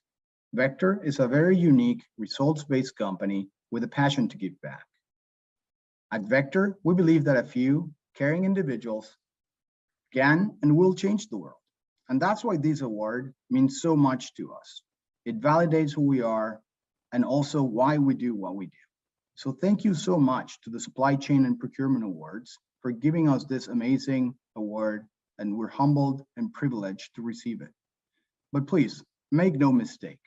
I am the person that gets to accept the award. I'm also the one recording this video. However, the real champions and recipients is our team. I am inspired by their daily example. I'm inspired by their commitment and dedication. And honestly, they are the main reason why I wake up every day and why everyone here tries to work as hard as we do. I am thankful to be part of your team. So guys, this award is for you. Keep going. It's a pleasure being part of your team. Thank you so much. And thank you once again to the Supply Chain and Procurement Awards. Have a good day. Wow. So we ought to add one more little bullet point, Greg, Phil, and Kelly, as if Enrique and the Vector team doesn't have enough going on, and as if they're not doing enough to do good. They have rallied the Leveraging Logistics for Ukraine sessions, which have already sent several containers. Yeah, several containers to folks that need it in Europe, Ukraine, Poland, beyond. And they've done it out of their own pocket and leveraging the community across the world. So richly received. Greg, I wish you could stick around with us for the next couple hours too. But what is your final, one and only Greg White final word about Vector? Yeah, so many companies with a give back spirit use the term "doing well by doing good," and that's great. Why, as I've told many people over many years, I don't care why you do good, just do good. But Enrique and the team at Vector Global Logistics have flipped that on its head. Doing good is what they do, and they happen to have figured out a business model that allows them to do well, be profitable, and excellent in terms of performance, because doing good is the core part of what they do. So I think they are a credible model. I would encourage companies who have a significant philanthropic or ethical charge that they want to accelerate in their business to talk to the folks at Vector Global Logistics about just how they do it, and particularly to Enrique and some of the leaders of his team who are focused on these doing good initiatives. Always appreciate your point of view. Always elegantly stated, Greg White. Enjoy. We want to update on an index soon, but thank you so much, Greg, for being here with us today. Thanks, everybody. Okay, Phil and Kelly. Man, I'm not gonna be able to sleep tonight. I've got all these stories working their way between my ears. You just saw. I think one of the things too, Phil and Kelly, would love to get y'all's thoughts, is even the presenters. I don't know about you. I couldn't wait to share the news, just like Greg couldn't wait to share the news, and Kevin and so many others. This is fun. But Kelly, your quick take on Vector and Champions of Humanity. I actually think this is right to Phil's point earlier around where sustainability, for instance, needs to live in what a company does. If you are going to be a philanthropic enterprise that cares about what's going on with the big challenges facing humanity, it can't be something that you do on Thursdays or that you talk about in your annual report or maybe 1 or 2 days a year you have off. It has to be core to who you are. It's core to who Enrique is. Of the members of his team that I've worked with, it's absolutely evident in everything that they do. It is completely woven into the fabric of that organization. And I can't think of any group of people more deserving for the good work that they've done. Well said. And really quick, Phil, when I first met Enrique Alvarez, he used the phrase, I bet in the first 37 seconds, we're going to change the world. And I'm like, who is this guy? But then I've seen him for years, and he is as serious about it. He walks the walk. You'll find his checkbooks. You know, someone said famously to me one time, may have been a preacher, if you want to find out what's really important to you, check your calendar and check your checkbook. That's going to tell you. And Enrique and his team epitomize that. So, Phil. Yeah, there was just a comment that I saw go by that said that this was in his DNA and the DNA of his organization that is built in Vector. And I think that's definitely echoed by the words that you spoke, Scott, what you said, Kelly, and also what Greg shared. So, congratulations to the team. And this isn't just a, be seen to do good. It's at the heart of their organization. Yes, absolutely. Well said there, Phil. Very well said. Okay. Well, as we segue, and I wish I could get all these comments, great comments. And you know what? Hey, we're not going to kill anything. Albert is with us here. Albert Sorto. Great to see you, Albert. Sally Eves, the one and only Sally Eves is with us. Great to see you, Sally. We're all celebrating the good work Vector's doing. Dr. Rhonda, one of our favorites around here. Of course, Jenny Froome, which we're just about to talk a little bit more about here in a second. Adam Polka, great to see you here, Adam. Thanks so much for tuning in. Okay. Well, as we move to our final award, I hate saying that. I wish we had 10 more. Don't y'all, Kelly and Phil? So Kelly's hesitating, given the workload that goes behind every single one of them. Well, and we'll do a behind the scenes, maybe podcast next few weeks, but because it was a bunch of work. But this is where it's all so worth it. So. The great thing, Phil and Kelly, we were just talking about, we probably referenced it throughout the 7-8 months of this journey, specifically for these awards, working together. We just referenced it like last week on a LinkedIn comment, Phil, after you and I saw each other at an event last week. And it's so true, because as 3 entrepreneurs here, one of the best parts about being an entrepreneur is you get to pick and choose who you work with. That's right. Right? You get to pick and choose who you work with. I don't know about y'all, but it's so rewarding to pick the salt of the earth. And those that aren't on that side of the scale, keep on walking, right? Mm-hmm. Keep on walking. So along those lines, I want to welcome in our next guest, Liesl DeVette founder and director of the African Supply Chain Excellence Awards, our partners in celebrating global good news with purpose. Hey, Liesl. Hi, Scott. How are you? I'm doing wonderful. How are you doing today? I'm doing very well, thank you. And thank you for the beautiful intro. Well, you know, better yet, I love what you are doing. Of course, any friend and colleague and partner of Jenny Froome is all a friend of ours here. So meet Kelly and Phil. But July 19th, 2022, I believe, is the date of the awards. And Kelly, where are we starting with Liesl? So I'm sorry, Scott, I need to go off script. Liesl, love your earrings. Thank you for bringing the bling to our award ceremony. This is very important. I thought I would, that's my role. But now that we've acknowledged your spectacular jewelry, which thank you for picking that out, can you tell us a little bit more about the African Supply Chain Excellence Awards? Absolutely. Well, we are so excited. We have been inundated with entries. It's the inaugural awards, and we've got such a diverse range of entries, which is fantastic. And we're trying to showcase and highlight our phenomenal supply chain stories in Africa, because we have quite a few. It's difficult operating environments, and there's a lot of creativity in some of the solutions. So we're really excited about the case studies that we've received, the entrants, and our judges are in full swing now, busy judging the awards. And, Scott, you opened up so nicely about partnerships and working with great people. And honestly, to have Jenny and Clive as co-founders of these awards is just phenomenal. They bring a wealth of experience and passion about the industry. And that's really, really great. And I really have to also shout out to our incredible sponsors. I mean, we were the new kids on the block. We had this idea of showcasing Africa and sharing the case studies and, by the industry, for the industry, representing the whole industry, which is quite a big task. And we really want to thank our prime sponsors, IMM, our category sponsors, Imperial, Bidea Cargo, Unitrans, and Commerce Edge, and of course, all our partners, such as you guys. Thank you so much for supporting us. And our judges are representative of Africa, South Africa, and we have a really great team of passionate judges that are really excited about what they're seeing and looking forward to giving back to the industry. And I think that's the whole idea around these awards. We want to give back, we want to share, we want to grow, and we want to learn from each other.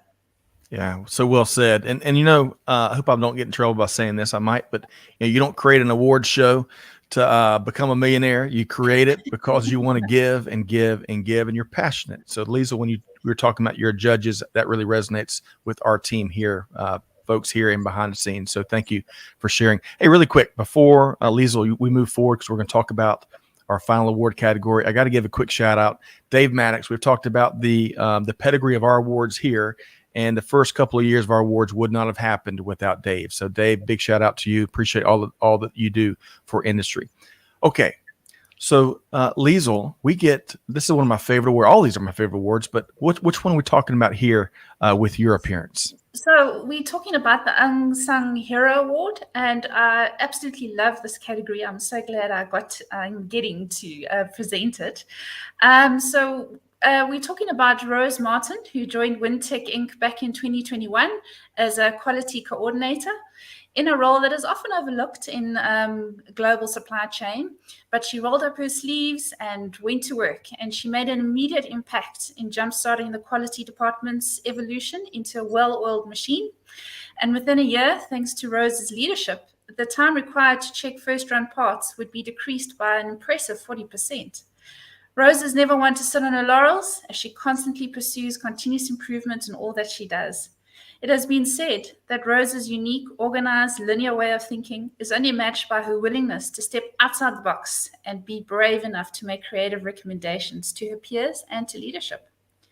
Rose Martin, now quarterly control manager at WinTech Inc., has persevered and succeeded as a woman in a male-dominated industry. So the winner for the 2022 Unsung Hero Award is indeed Rose Martin.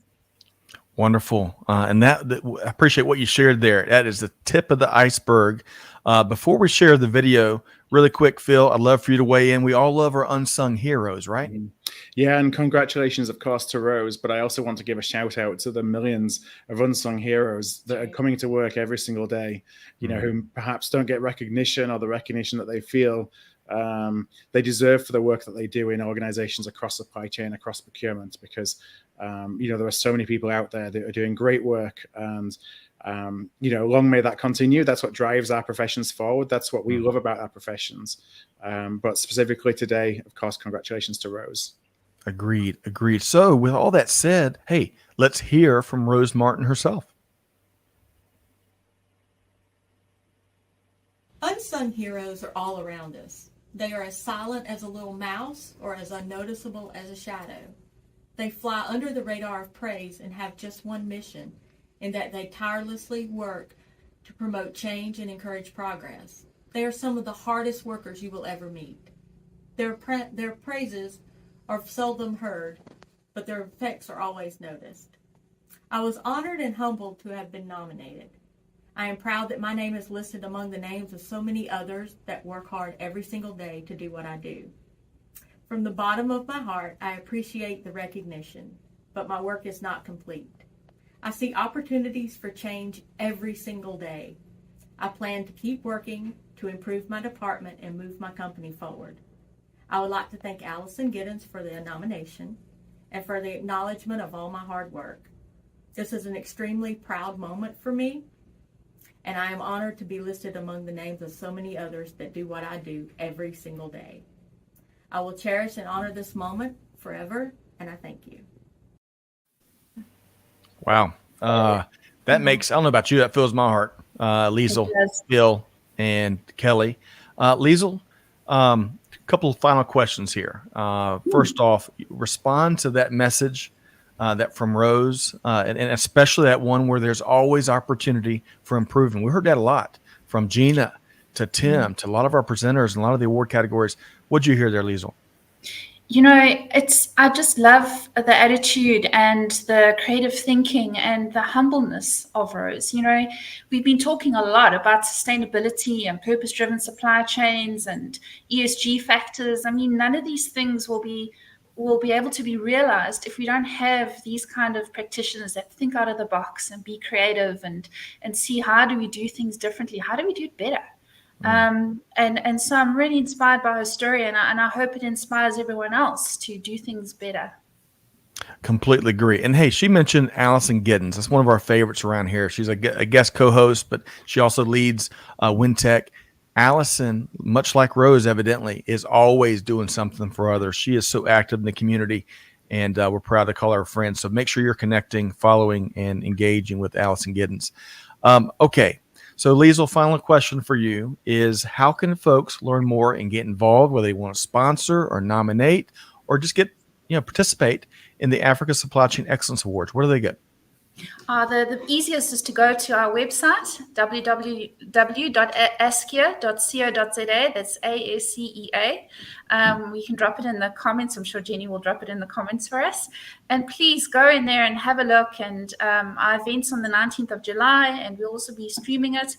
And we encourage participation all around. It's going to be a really great event. It's inaugural, and we've got some really great stories to tell. We look forward to sharing them with you. And thank you for your support, Scott, really. You guys have been incredible.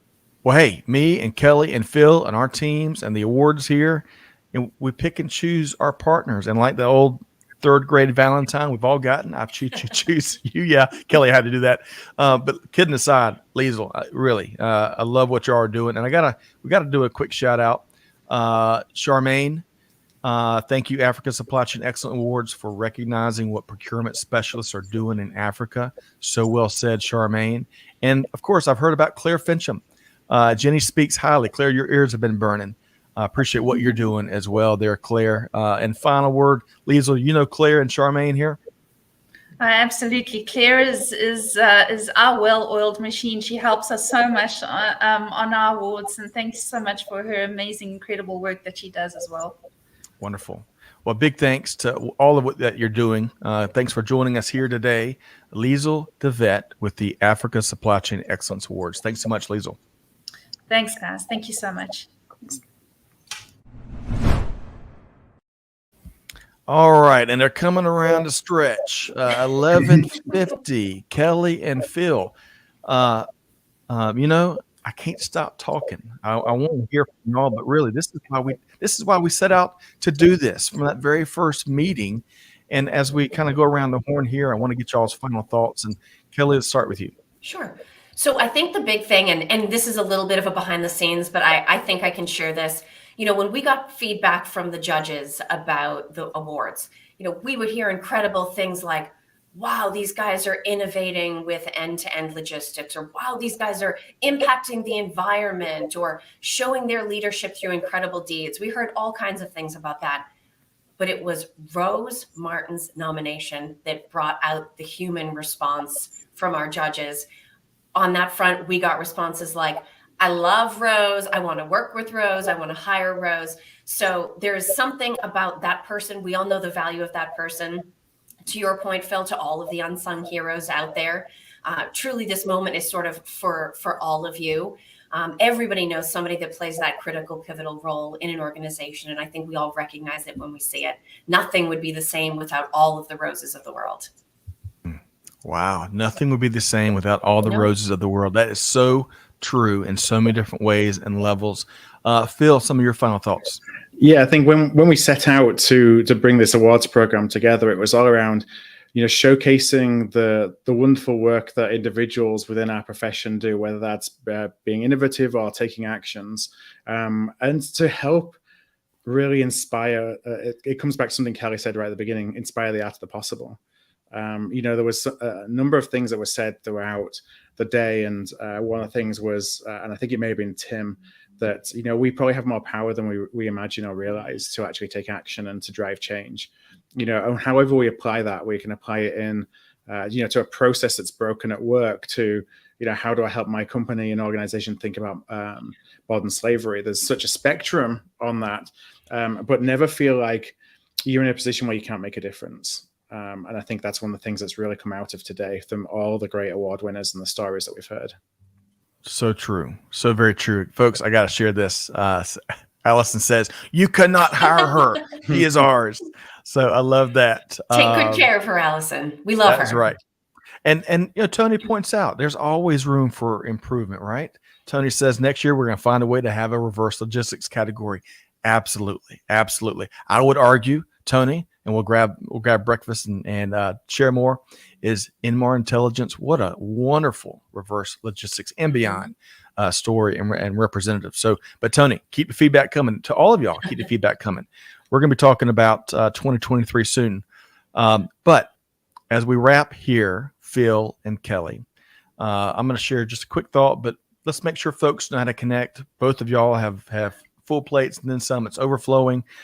Kelly, how can folks connect with you? Buyer's Meeting Point, Art of Procurement, Dial-P, you name it. So the easiest way is definitely LinkedIn. And as we wrap, we've talked a lot about thank you to our judges, thank you to our nominees, thank you to the media that joined us and helped us spread the word. Thank you to the amazing Supply Chain Now production team. They're incredible.